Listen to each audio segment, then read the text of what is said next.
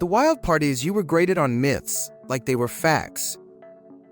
Today, 33 dumb history facts people keep repeating, like homework answers. Like the Great Wall being visible from the moon. Nope, not even close. Oh, Marie Antoinette let them eat cake. That line wasn't hers. Stay for number 33, because the last one is genuinely insane. Cleopatra was closer to moon landing than pyramids. This timeline twist makes the pyramids feel weirdly not ancient. Cleopatra VII ruled Egypt from Alexandria in the 1st century BCE. The Great Pyramid rose at Giza under Pharaoh Khufu, long earlier. Meanwhile, Apollo 11 landed in 1969, shockingly closer to Cleopatra. She met Julius Caesar, then allied with Mark Antony against Octavian. Rome's civil wars dragged Egypt into Mediterranean power politics. After Actium, Cleopatra retreated, watching her world collapse fast. Her story sits nearer skyscrapers than to pyramid construction days. So, why do classes lump ancient Egypt into one blurry era? 2. The pyramids weren't built by enslaved Israelites. This myth rewrites Egypt's biggest project into someone else's story. At Giza, crews worked for Pharaoh Khufu during Egypt's Old Kingdom. Archaeologists found worker villages, bakeries, and tombs near the pyramids. Some walls even carry crew graffiti, like Friends of Khufu. Workers got rations, medical care, and burials beside elite monuments. That looks like state labor, not chained foreigners in secrecy. The Israelites' Exodus story appears much later than pyramid construction. It's a timeline mismatch hiding the real engineering miracle. So the pyramid story is about organization, not Hollywood bondage. 3. Columbus didn't prove Earth round, educated people knew. The real shock is how wrong Columbus was, not everyone else. In ancient Greece, Eratosthenes estimated Earth's size using shadows. By Columbus's time, scholars taught a spherical Earth across Europe. Columbus pitched a shorter route to Asia, using bad math. Spain's Ferdinand and Isabella funded him, expecting spice profits quickly. He sailed with the Santa Maria and reached Caribbean islands instead. The debate was distance, not shape, and distance nearly killed them. Mistaken maps turned a business gamble into a world-changing accident. So school drama hides the risk, the numbers, and the desperation. 4. Medieval Europe didn't think the world was flat. The twist is medieval writers often pictured a round Earth. Monks copied Greek ideas, and scholars argued using Aristotle's logic. Bede described Earth as a globe centuries before Columbus sailed. Dante's Inferno even treats Earth like a sphere with layers. Sailors watched ships dip below horizons, a daily geometry lesson. The flat Earth story exploded later, pushed by modern storytellers. 19th century writers loved mocking the Middle Ages as ignorant. That insult stuck because it feels clean and satisfying.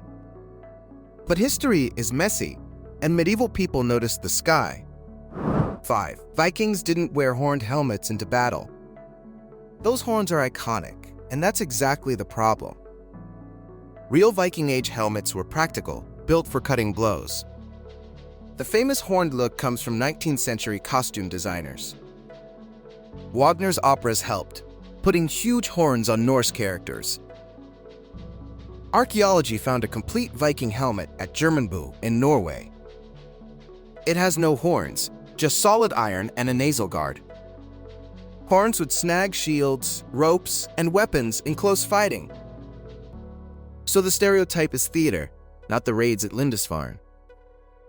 Next time you see horns, blame stagecraft, not Scandinavia. 6. Napoleon wasn't short, British cartoons shrunk him.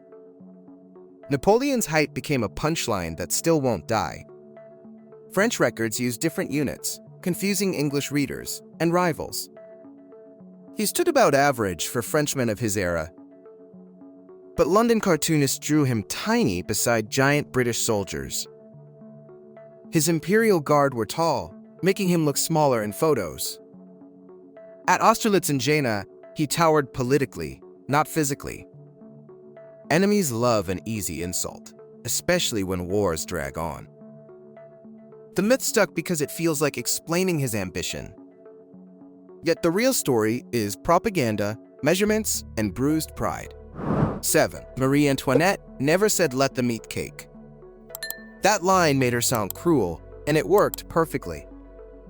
In 1780s France, bread prices soared, and Paris crowds boiled. Pamphlets painted Marie Antoinette as careless, foreign, and decadent. But the phrase appears earlier in Jean-Jacques Rousseau's writings. It wasn't tied to Versailles and not linked to her. Still, the March on Versailles forced the royal family to Paris. People wanted a villain, and she became the symbol. Revolution needs simple stories, even when facts refuse cooperation. So the cake myth survived because it fits the mood. 8. The Great Wall isn't visible from the moon. This claim sounds scientific, then collapses under basic geometry. The Great Wall is wide like a highway, not a continent. From the moon, even cities vanish into Earth's swirling colors. Astronauts in low orbit sometimes spot it, but rarely.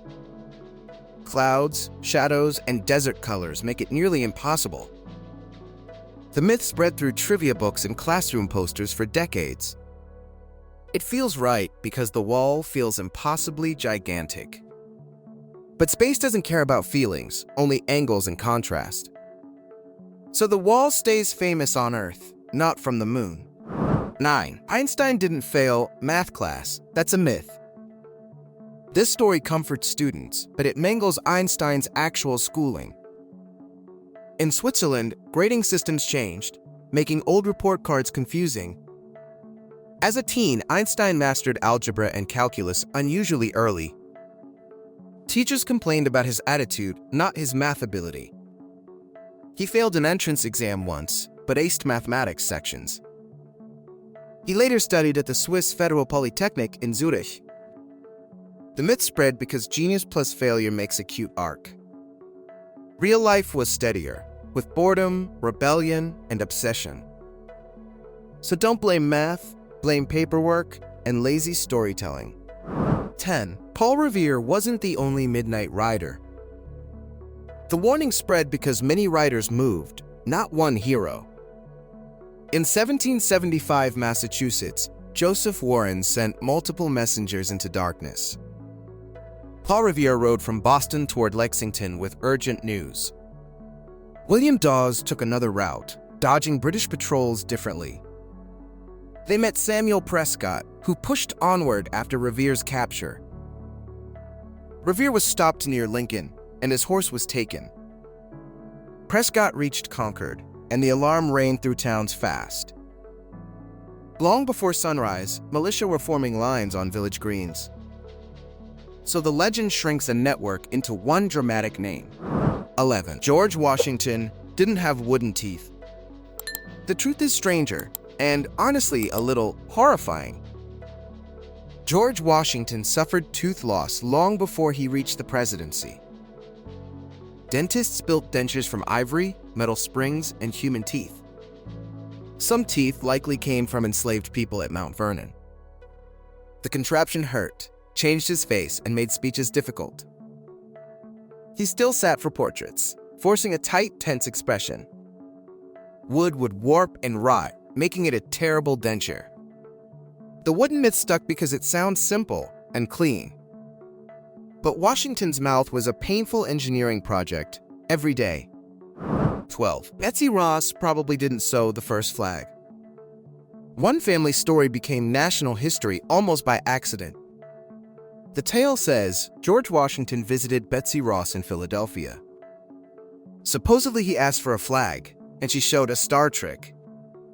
But the claim surfaced later, pushed by her grandson, William Canby.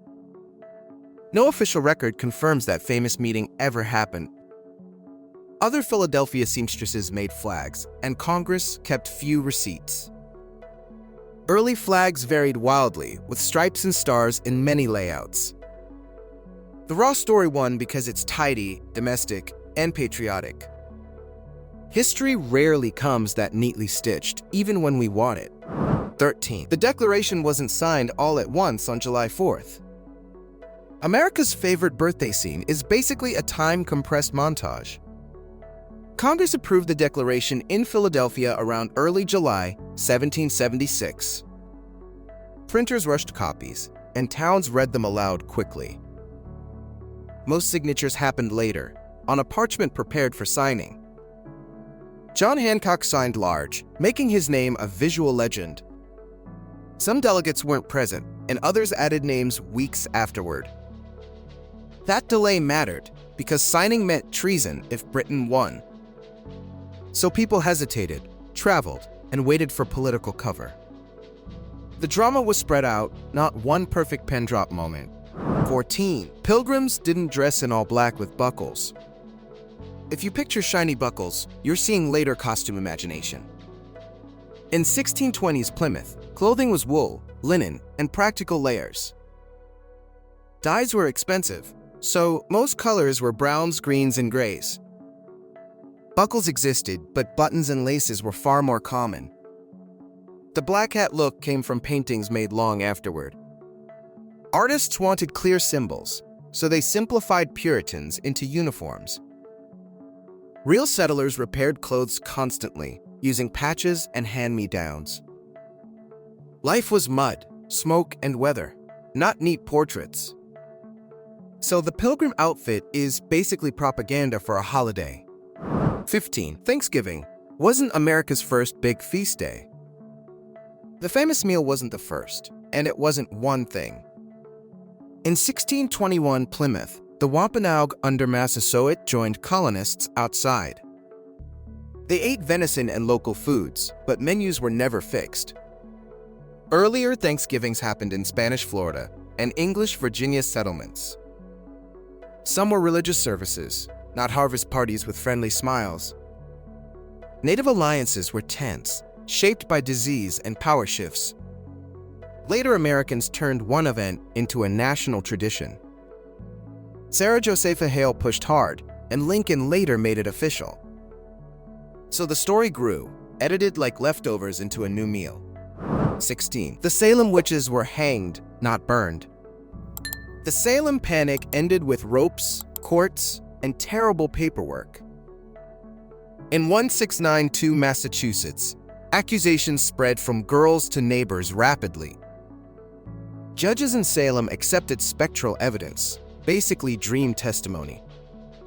19 people were hanged at Gallows Hill, not burned.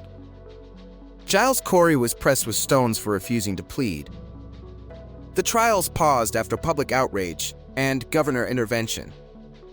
Later generations built a bonfire image, borrowing from European witch hunts. But Salem's horror was legal, local, and painfully ordinary. That's what makes it chilling and harder to forget. 17. The Boston Tea Party was smaller than you think. It wasn't a giant riot, it was a targeted stunt. In 1773 Boston, men boarded 3 ships at Griffin's Wharf.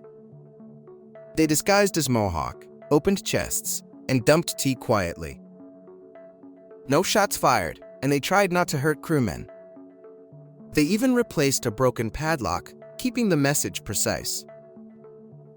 The East India Company lost cargo, and Parliament exploded in anger. The coercive acts followed, tightening control and fueling colonial unity. So the splash was small, but the political wave was huge. Sometimes history turns on careful vandalism, not chaos alone.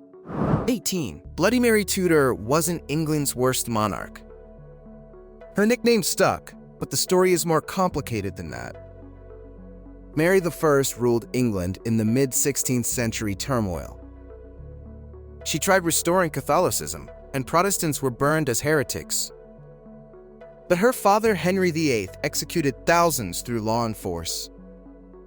Elizabeth I also used executions, spies, and harsh crackdowns. Mary faced Wyatt's rebellion, a failed pregnancy, and Spanish alliances. She lost Calais, and that failure followed her reputation forever. Calling her worst ignores context, fear, and dynastic pressure. History loves a villain, but Tudor politics made monsters easily. 19. The Dark Ages weren't 1,000 years of darkness just. Calling it dark erases people who kept learning alive. After Rome's Western collapse, kingdoms shifted across Europe and beyond. Monasteries copied texts, and scholars like Alcuin taught in courts. The Carolingian Renaissance revived writing, libraries, and schooling systems. Farm tools improved, and trade routes adapted to new powers. In the Islamic world, Baghdad scholars translated Greek science brilliantly. Later universities formed, growing from cathedral schools and debate culture. Dark is a label invented later, mostly for bragging rights. The centuries had chaos, yes, but also stubborn creativity. 20. Knights didn't need cranes to mount horses. That crane image is funny, but armor wasn't an immovable shell. A fighting harness spread weight across hips, not hanging from shoulders. Knights trained young, running, climbing, and mounting horses with help. In tournaments, squires assisted, but not with giant construction cranes. Many could vault into saddles, especially in lighter field armor. Stories of helpless knights often come from later mockery and jokes. Even in plate, joints were articulated for bends and twists. Try standing in a modern backpack, then imagine better engineering. So the real limitation was stamina, not cartoon physics. 21. Medieval people bathed more than movies claim. The surprise is that medieval cities often had busy bathhouses. In places like London and Paris, public stews offered washing and heat. People used soap made from fats and lye, not magic. Church leaders sometimes worried about mixed bathing and loose behavior. During plague years, some avoided baths, fearing opened pores and air. Still, cleanliness mattered, especially before festivals and market days. Nobles traveled with basins, perfumes, and linen changes regularly. The filthy peasant trope is mostly a modern cinematic shortcut. Reality was uneven, but not universally grimy and hopeless. 22. Romans didn't use vomitoriums to purge after feasts. This myth makes Rome look cartoonishly gross, but it's wrong. A vomitorium was an exit corridor in big Roman venues. Think Colosseum stairways that emptied crowds fast after spectacles ended.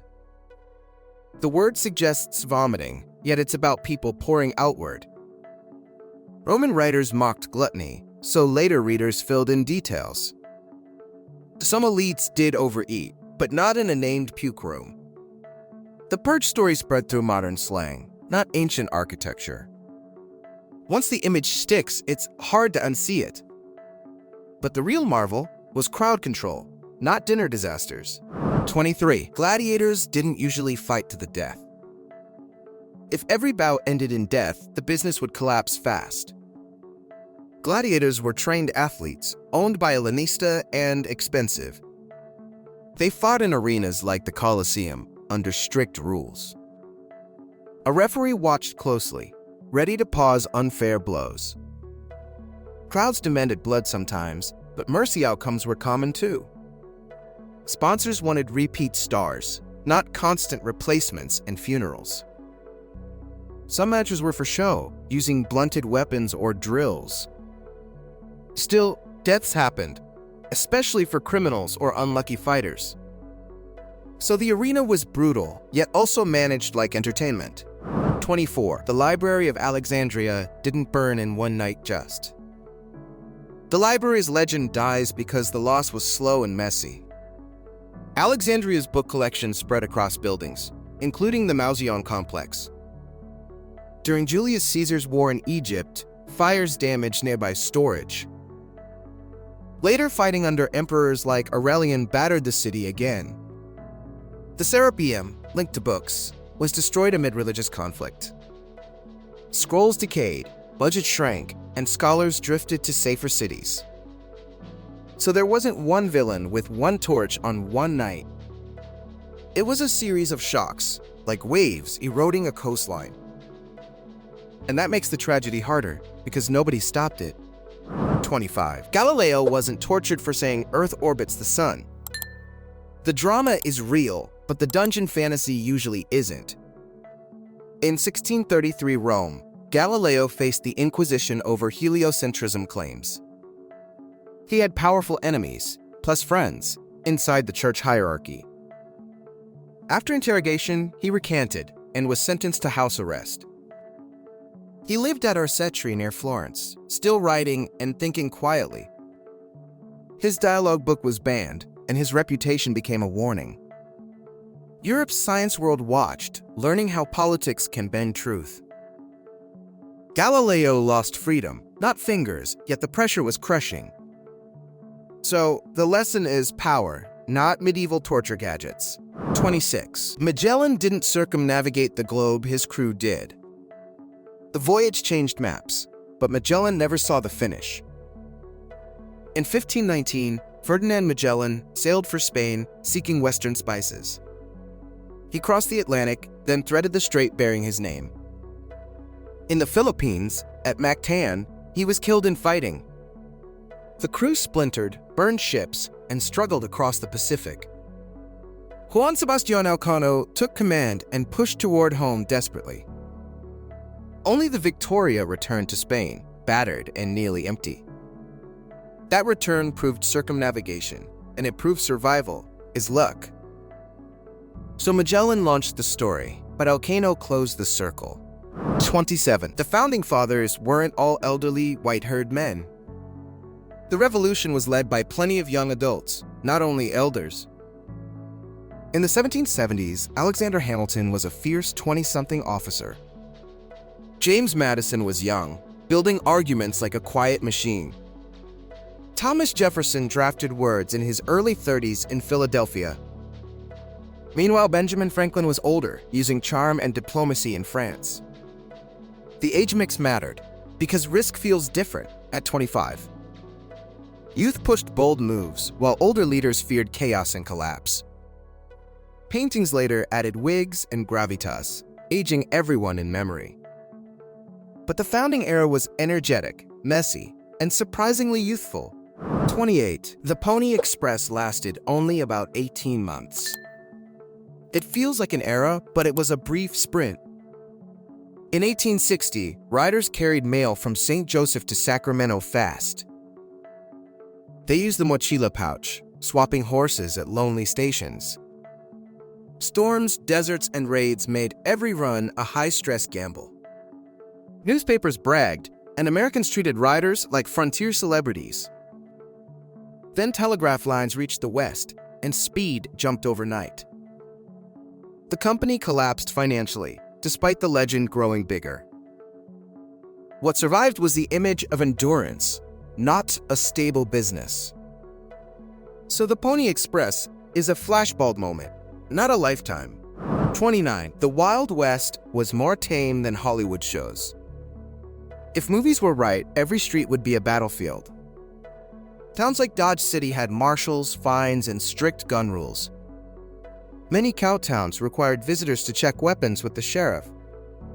Railroads brought law, newspapers, and court records that tracked violence. Most people wanted wages, land, and quiet nights, not shootouts. Crime existed, but murder rates were lower than legend suggests. Outlaws like Jesse James were famous partly because they were rare. Hollywood later inflated danger to sell drama and lone hero myths. So the West was risky, but usually ruled by boring paperwork. 30. Cowboys didn't mostly fight duels at high noon. The high noon duel is a movie ritual, not common history. Real gunfights were sudden, close range, and often badly aimed. Many involved shotguns, saloons, and ambushes instead of fair standoffs. The OK Corral fight in Tombstone wasn't at noon. It happened mid-afternoon, with shouting, confusion, and seconds of chaos. Most cowboys spent days herding cattle, fixing tack, and staying alive. They feared broken legs in storms more than pistols. A staged duel is clean, but frontier violence was messy. So the myth survives because cinematic timing feels like justice. 31. Van Gogh didn't cut off his entire ear. The incident was shocking, but it was not a full ear loss. In 1888, Arles, Vincent van Gogh argued fiercely with Paul Gauguin. He wrapped it and brought it to a woman named Rachel. Police found him bleeding, confused, and later hospitalized for treatment. The episode fed rumors about madness, genius, and romantic suffering. Gauguin fled Arles soon after, fearing scandal and danger. Van Gogh's paintings stayed bright, even as his mind darkened. So the truth is partial, yet still hauntingly human. 32. Newton's apple story is more legend than proof. The apple matters because it shows how ideas can fall suddenly. In the plague years, Newton lived at Woolsthorpe, away from Cambridge. He watched an apple drop and started thinking about gravity. Later, his friend William Stukeley wrote the story from Conversations. Nobody says it hit his head, that's the cartoon version. Newton was building mathematics, optics, and motion theories at once. The apple was a spark, not the whole scientific fire.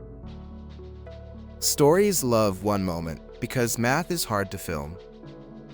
But behind that apple were years of lonely, intense work. 33. Edison didn't invent the light bulb alone.